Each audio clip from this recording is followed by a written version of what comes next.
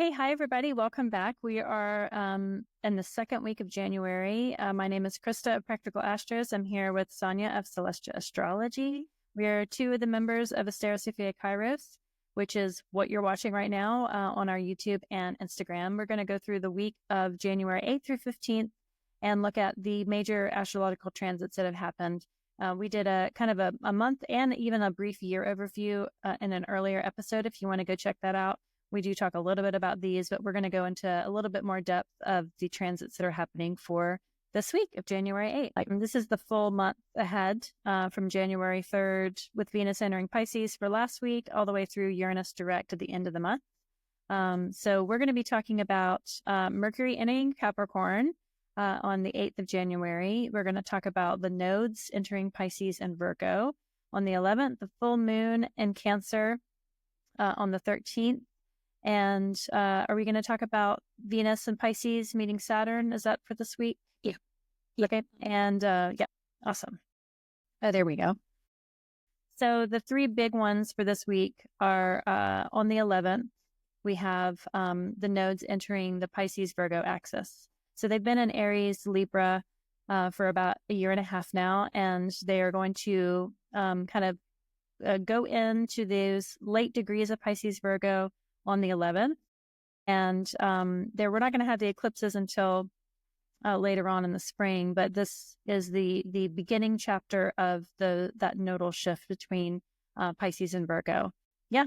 What else do you have to say about the node shifting? Do you feel like people are going to notice things when they shift, or do you feel like you're going to see it when the eclipses happen in March? Chances are more with the eclipses, but yeah, of course it can go over a length of time. We were talking about this. How do you feel it or not? Because I had an eclipse right on one of my nodes, and I don't know that I could. There was a couple of events, but they didn't really feel like so major. But maybe the story's still unfolding. Yeah, I don't know. But also we were talking about the difference between the true node and the mean node. Mm-hmm. If you have astrology software, you might have noticed that there's two different ways of calculating the nodes. Yeah.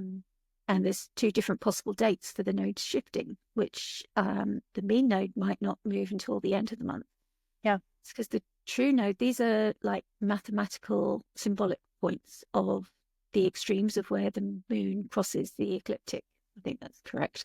And the true node is the exact point. And then the mean node, because those nodes shift so much as the moon wobbles and moves around, the mean node is just smoothed out a little bit.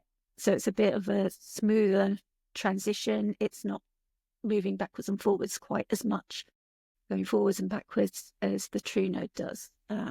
So it's just mathematically a smoother journey for the nodes. So astrologers might use one or the other, and sometimes it's worth checking. And usually if you consult an astrologer, they'd be quite happy to switch if you find that you've resonated with one or the other.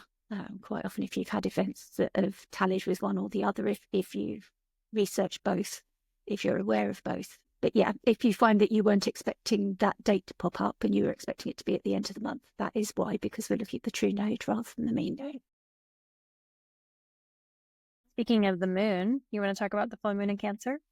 Yeah, we've got this gorgeous full moon in Cancer, which I'm looking forward to. We've had some challenging full moons coming up, and we had the trilogy of moons in December, but maybe made things hard for people. So they weren't always easy moons, but this one just is nice. The moon is in her domicile, so it's a nice place to have a full moon as well.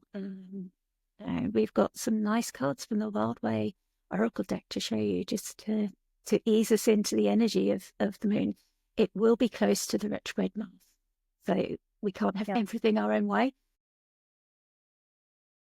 But generally, it's a nice full moon. Yeah, I'm looking forward to that one. I mean, the moon is at home in Cancer, and the new moon that's happening at the end of December 2024 will be in Capricorn, and so it's that growing moon to where she's at home, and so she's fully illuminated and fully at home in Cancer.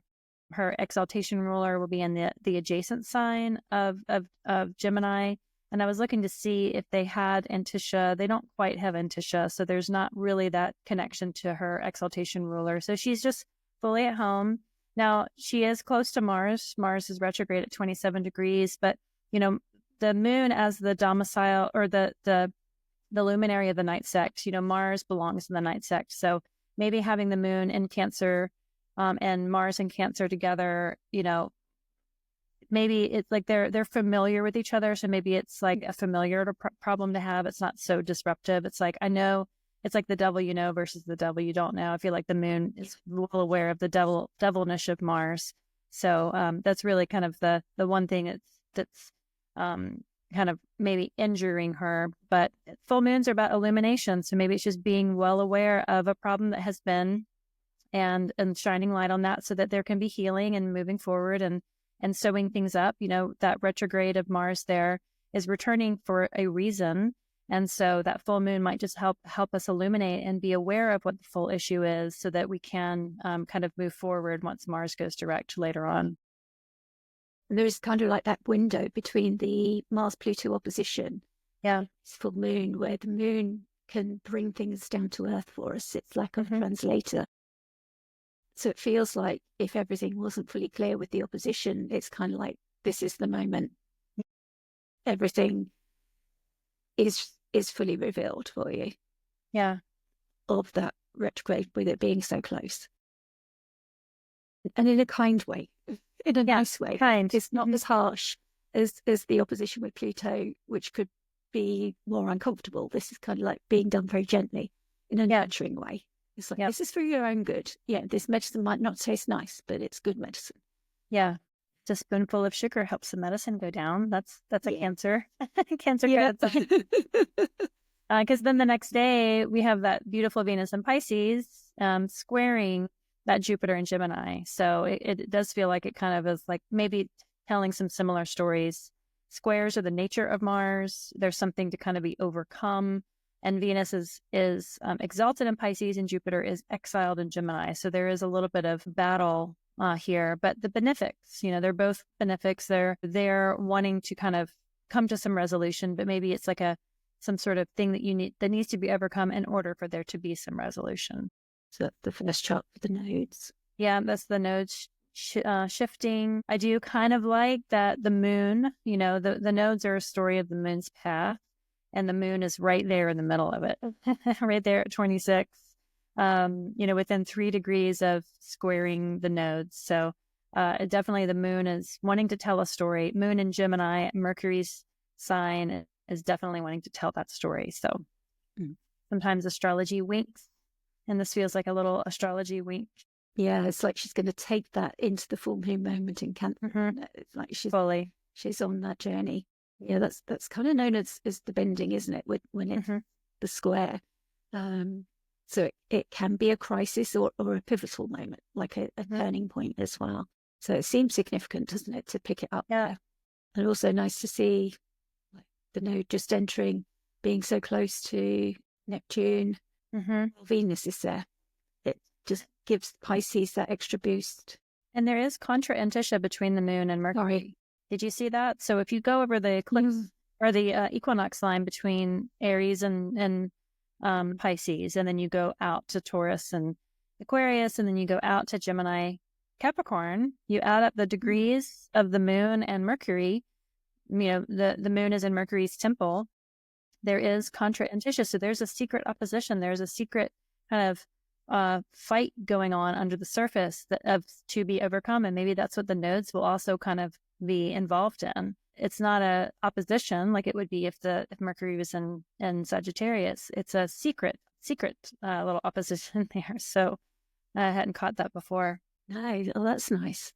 So it's like a shadow thing going on, but maybe that will come more clear when we get to the eclipses. Yeah. Maybe that's something they'll carry forward. Yeah. That's nice.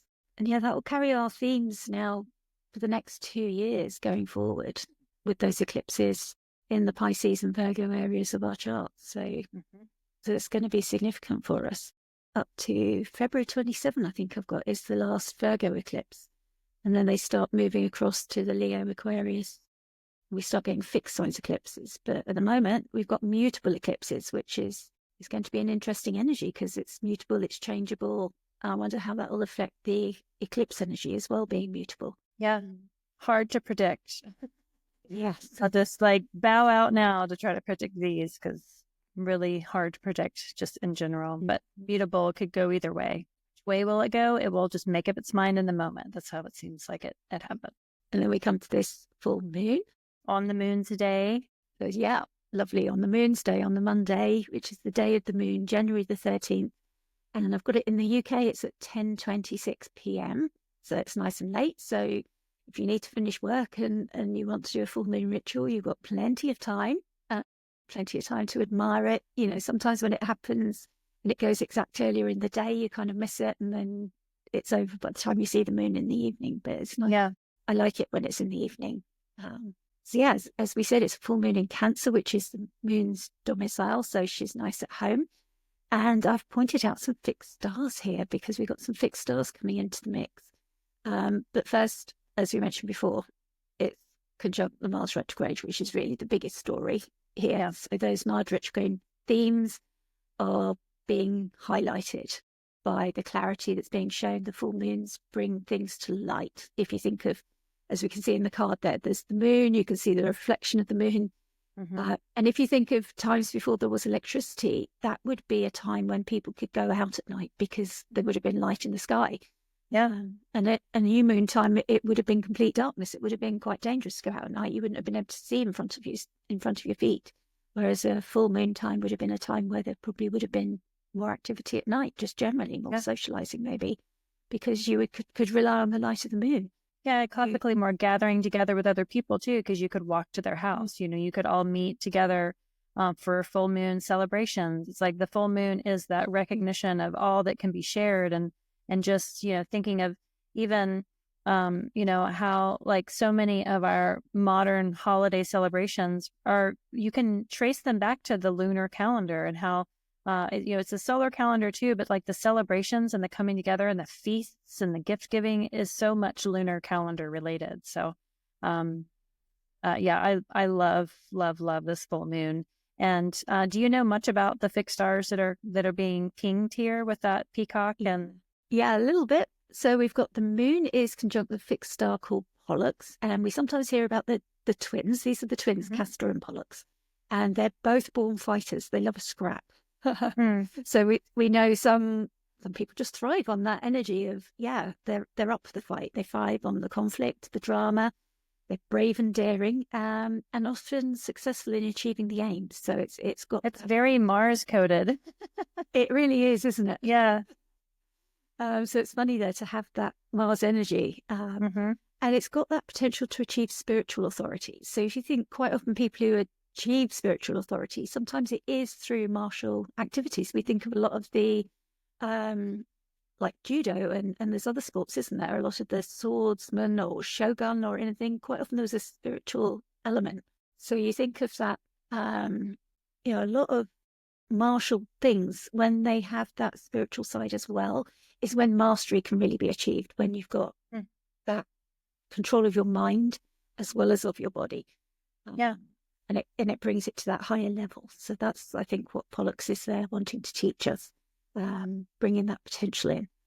It's interesting because I'm reminded last night I was watching this show about food in the Deep South, and food is such a signature of the Deep South in the United States. And they were interviewing this one guy who has struggled with weight his whole life because of his relationship with food and the Deep South. And he was saying, you know, there's suffering either way. You either suffer now with the discipline of controlling your mind to help your body, or you suffer later from not having the discipline. And that it's interesting that you bring that up, because that's what it feels like. It's like you might be replacing suffering in the short term for suffering in the long term. And Mars seems to reward the suffering now so that you can have that discipline to not suffer continuously. Because thing about Mars is like it wants to get it over with.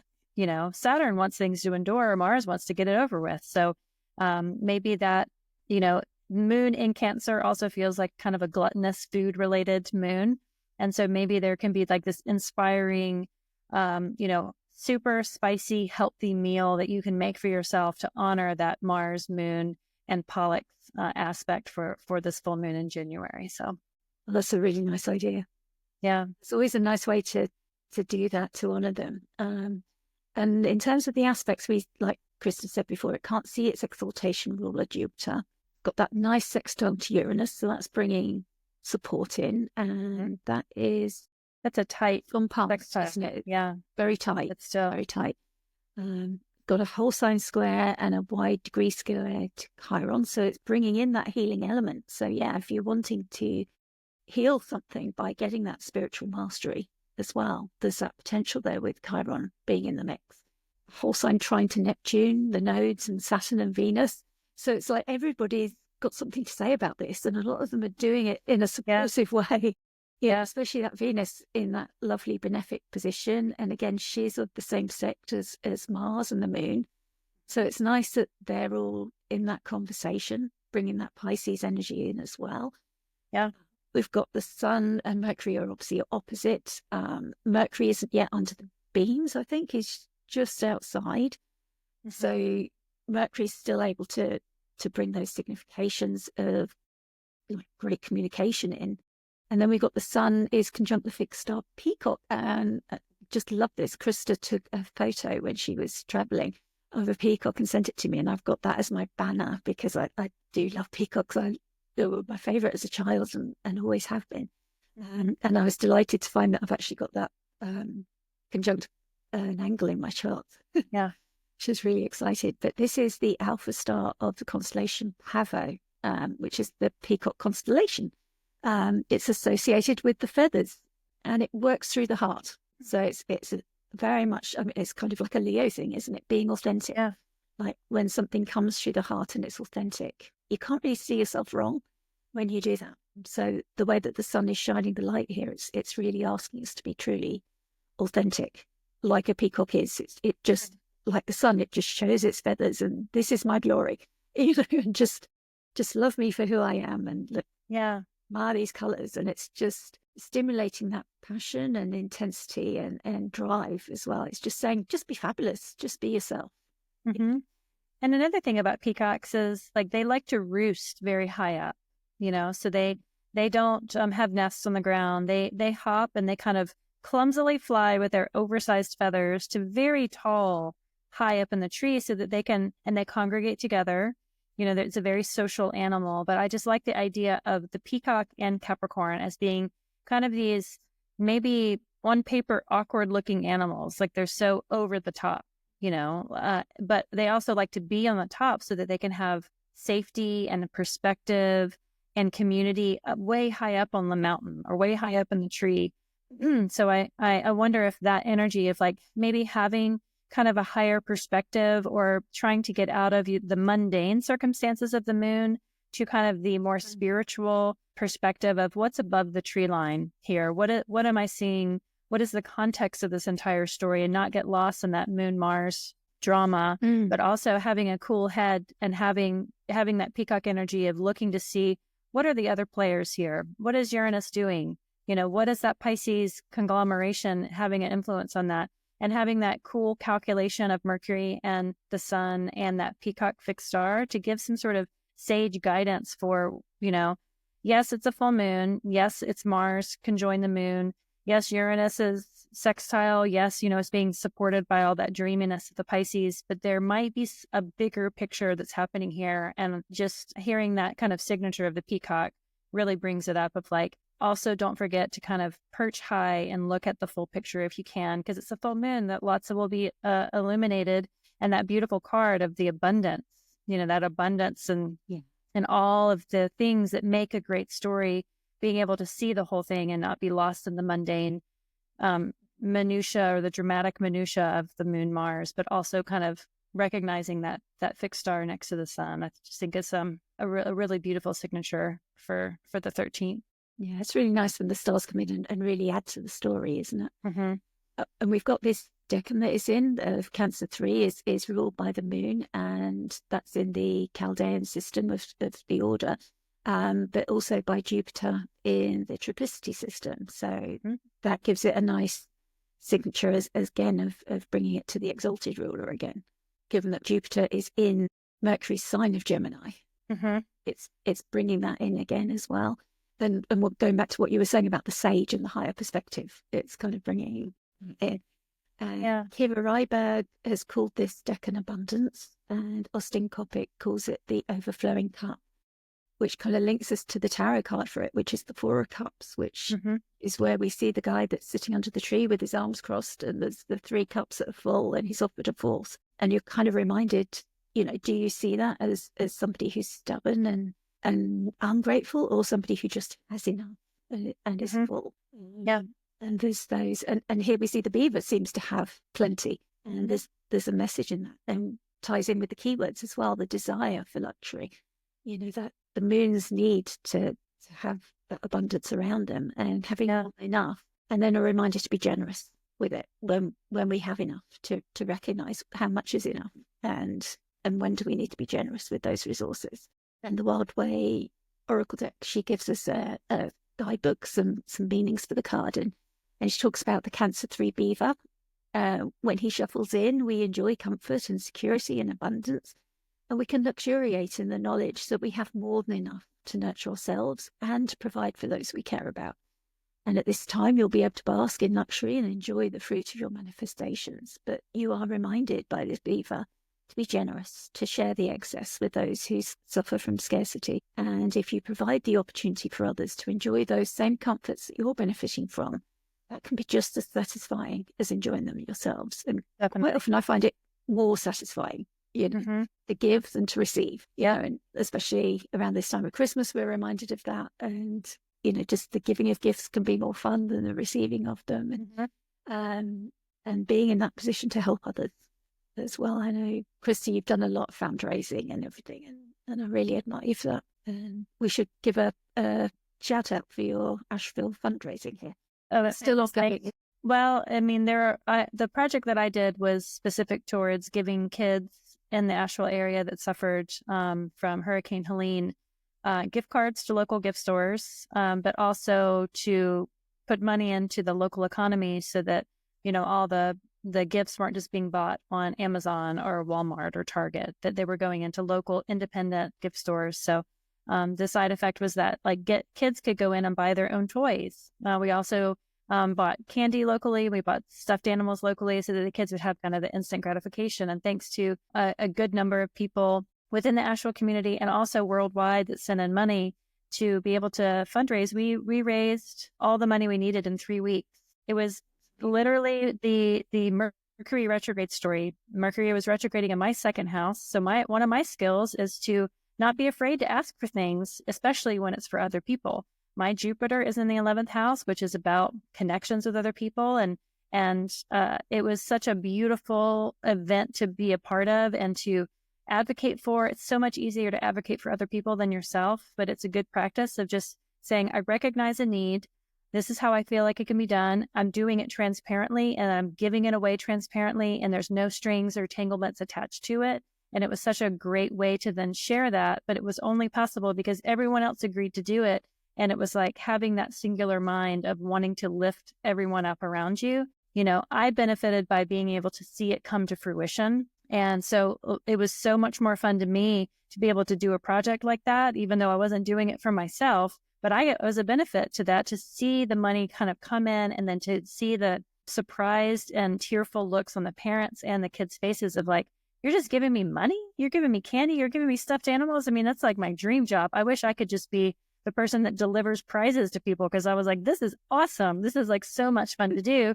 And I feel like I got more out of it than like the 75 plus kids that we like directly delivered this to. So yeah, it's way more fun to give a present than to get a present, but it's also fun to get presents too. Like, I'm not going to deny that. It's so much fun to receive, but the practice of giving, I feel like is it reverberates so much more. You remember giving more than you remember receiving a lot of times. So the memory of having that, of being connected into the channels of abundance, is just such a perpetual blessing. So yeah. Really is. It's fantastic that you did that. That's amazing.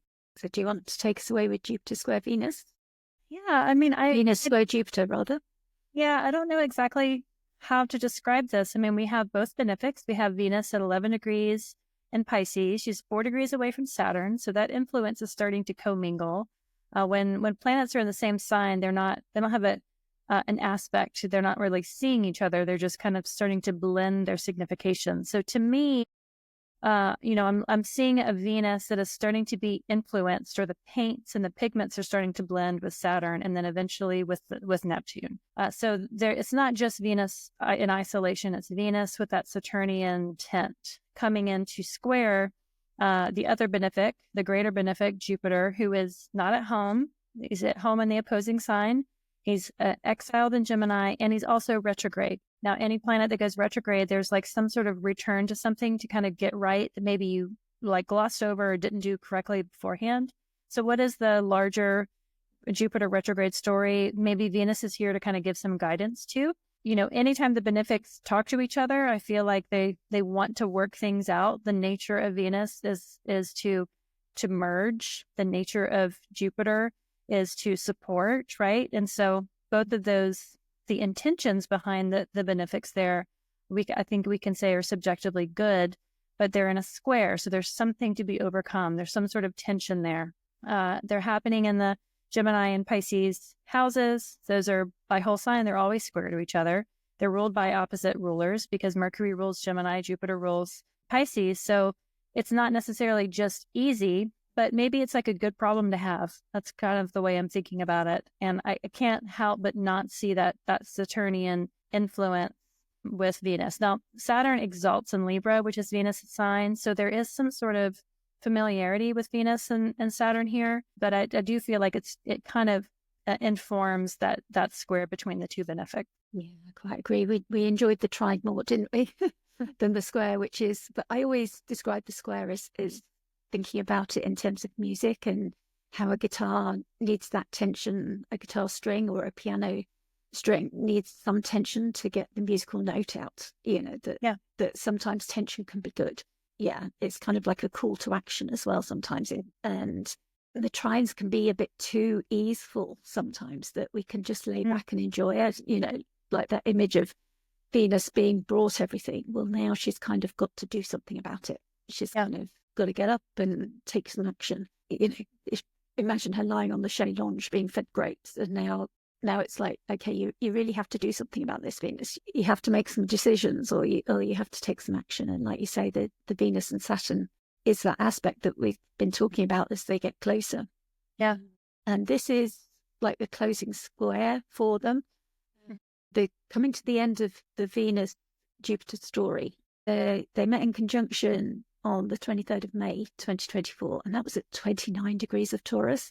So we were saying in December how much the anaretic degrees kept popping up going into 2025 in some of the new conjunctions that are coming up. This anaretic degree keeps popping up as well. Yeah. So this was at 29 Taurus. So that's, again, that last degree where there's something important there. Yeah, and they'll meet up again in August. It'll be August of 2025. So you have like about a year and a couple of months story that the Venus and Jupiter, squares, oppositions, and closing squares are happening. What story started at that last degree of Taurus, and it's starting to kind of wrap up here with, Jupiter there in Gemini and Venus and Pisces, and then they're going to come together again August 12th, 2025 at 14 degrees Cancer. Jupiter is going to be in the exalted sign of Cancer, and almost at the exact degree where Jupiter exalts. Jupiter exalts at 15. So again, a good problem to have. It's like not necessarily that supportive trine, easy to miss, sort of like things are just coming to me so easily. It's like, no, I have to work for things. So come on, Venus, you got to get off the chaise lounge. If you want to see the sunset, you're going to have to like walk like across the rocks to get the best view. But when you get there, it will be glorious. But you do have to kind of work for it a little bit. And sometimes we see a release at this point, like almost like the moon cycles from the conjunction through to the opposition. There's like a growing of the story. And then from this point to the closing squares and the closing sextile, we've got the closing sextile will be from Venus in Aries. And that won't be until June. And that's because of her retrograde story. Yeah, Aries to Pisces, so that'll take a little bit longer. Yeah, there's something maybe that the two of them together are releasing from that story that started in Taurus before they get ready to meet again in Cancer. So it's interesting to watch the cycles and how they play out like that, especially if they've touched an area of your chart, if you've got placements around those degrees of Taurus, or if you will have placements in Cancer when they start the new story, particularly when it's the two benefics, because that's bringing something good into your life, something opportunities in. And you don't want to miss opportunities. It really hit me when I was studying the London School of Astrology. The teacher there spoke about reading for a client who was having a Jupiter ruled year. And she kept getting these opportunities and missing them because they weren't quite perfect for her. And he was just trying to explain, no, these don't come around that often. You know, you have to take these imperfect opportunities when they come, because you've got to meet opportunity at the door with your coat on and your bag ready, because they don't always come. Astrology helps us see when they come for us, and when these aspects hit our charts, then we know that they're there and we can be ready to meet them, even if they are imperfect. You know that this opportunity is meant for you. And that's one of the beauties of what astrology shows us, I feel, is we know, okay, that's hitting my chart, or that 29-degree Taurus conjunction first hit your chart, maybe, and you know that this cycle is for you. Or maybe you want to wait for the Cancer 14-degree conjunction, and then that's going to bring those opportunities in for you. Just be ready and be mindful that these opportunities aren't always perfect. You can say yes, but it's not ideal but don't decide to wait till next year when everything's going to fall into place, because that doesn't always happen. Be aware that the gift horse, don't check its mouth. And also, I'm seeing Mercury there in Capricorn at 9 degrees. That's where the new moon will be, December 30th, 2024. And so if you did any sort of kind of new moon seed intention, that also might kind of be brought up immediately, just 2 weeks later with this Venus Jupiter square, because the ruler of Capricorn is also kind of in the mix. So whenever that 9 degree has been coming up a lot with the new moon, it's like 6 months in a row, the new moon is at 9 degree, and then it starts to change again. But it's like this consistency, 9 degree. It's that very last degree of that first decan of all these signs. And, Mercury is there at this moment of this tension. And so it's like Mercury rules the Jupiter and, is being ruled by the Saturn that's also in that whole sign square within a couple of degrees of the square itself. So I don't know. I like the idea, opportunities should not be perfect, because how you can't improve on perfection, right? And so if it's close enough, grab it, because then you can make it as more perfect just for your own circumstances. You have that agency to improve it. If something is held to you on like a gold platter, it's like, well, if this exists, then maybe it'll exist later. Grab the opportunities while you can. And I'll share a little story of the woman, the priest that married my husband and I. She has this dream that is passed around her family. Various family members will have this dream.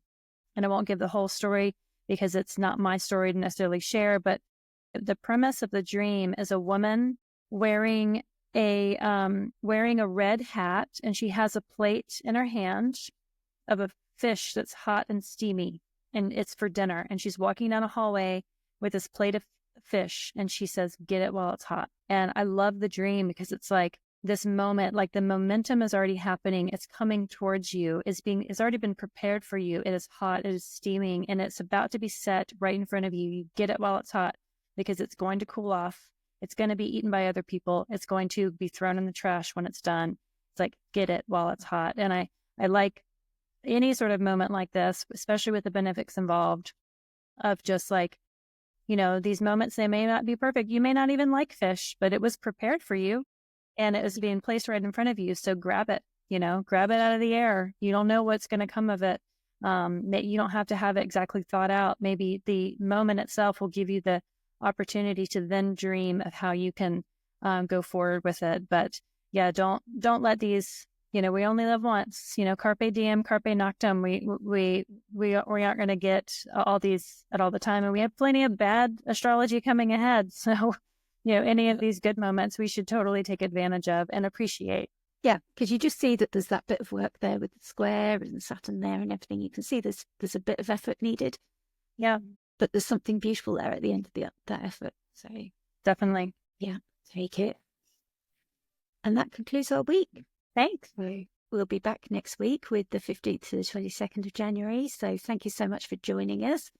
I'm Sonia from Celestial Astrology, and with me I've got Christa from Practical Astros, and you can find us both on those websites. We're both founder members of Astero Severe Kairos, and you can find all of our astrologers in the notes, and we've all got our books open for readings.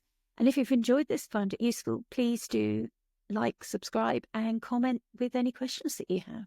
Thank you so much for joining us. Yeah, thanks, y'all. Bye.